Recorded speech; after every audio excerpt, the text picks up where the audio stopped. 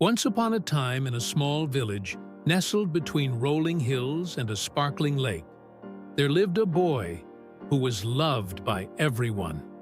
He was known for his infectious laughter, his curious nature, and his kind heart. But there was a question that kept pounding in his young mind like the waves on the shore. "Father, what is the value of my life?" he would ask. And his father, a man with eyes as deep as the lake and a heart as big as the sky, would smile and answer, "My son, one day I'll tell you." Days turned into weeks, and weeks into months. But the boy's question still echoed unanswered in his heart.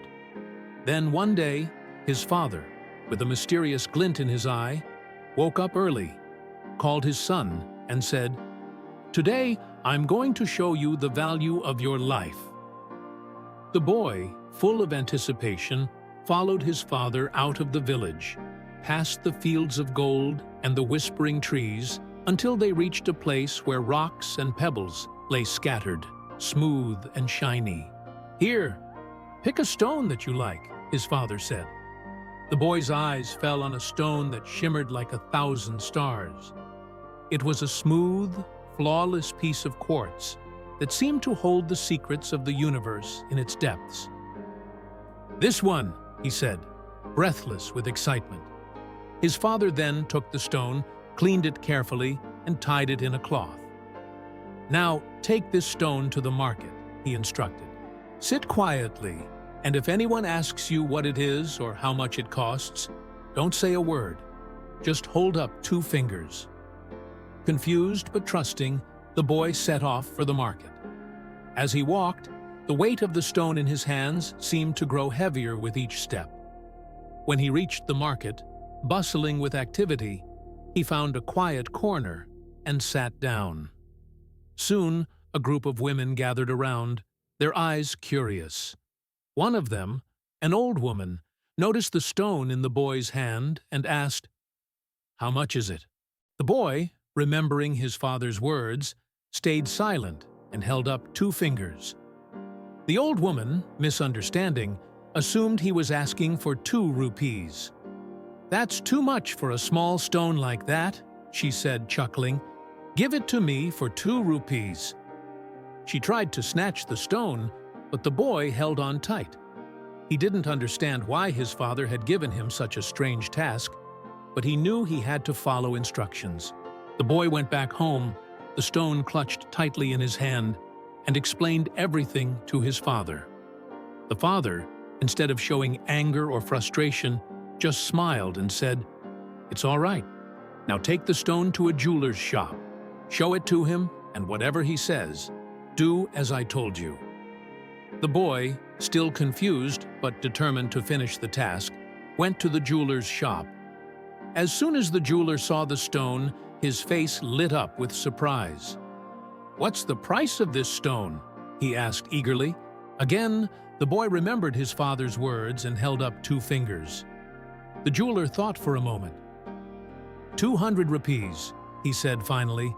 "That's a good price for a stone like this." He handed over the money to the boy and took the stone. The boy returned home again and repeated everything to his father. The father's smile widened. "You're doing well," he said. "Now take the stone to the precious gems market. Do the same there and come back." The boy nodded and headed towards the gem market. The moment he entered the market, people started staring at the stone in his hand. A wealthy merchant, his eyes gleaming with greed, approached the boy. "What's the price of this stone?" he asked sharply. The boy remained silent and raised 2 fingers. The merchant thought for a moment. 2,000 rupees, he finally said. "That's a pretty good deal. Hand it over."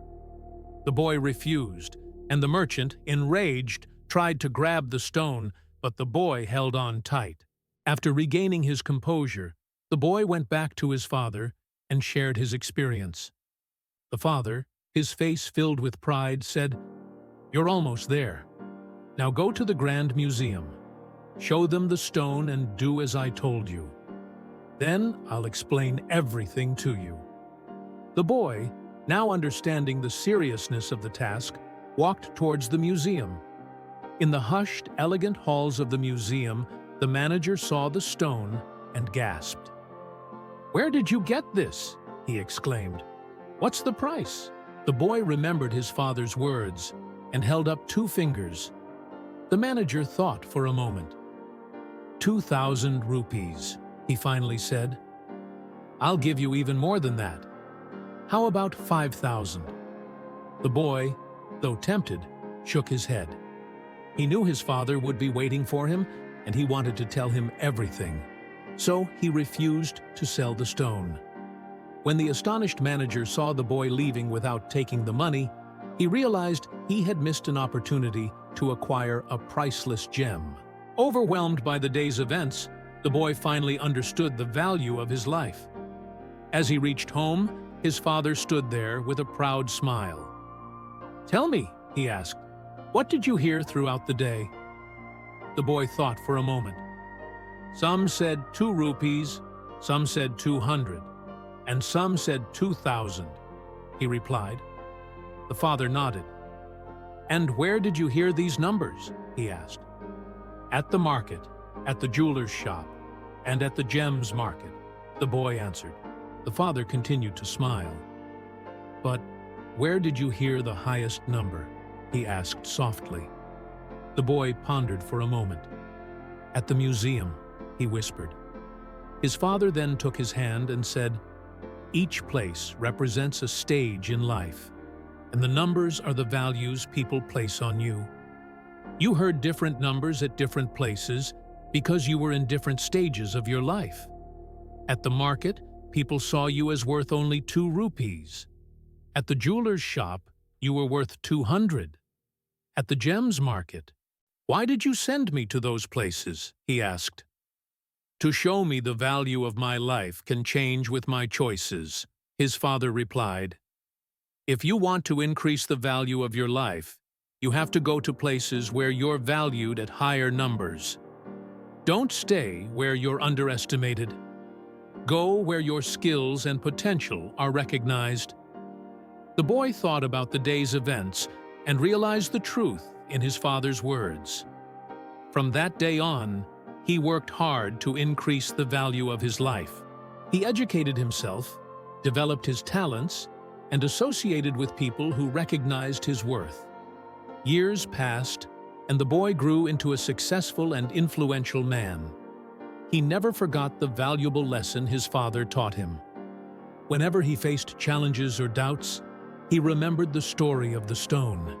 He knew his value wasn't fixed.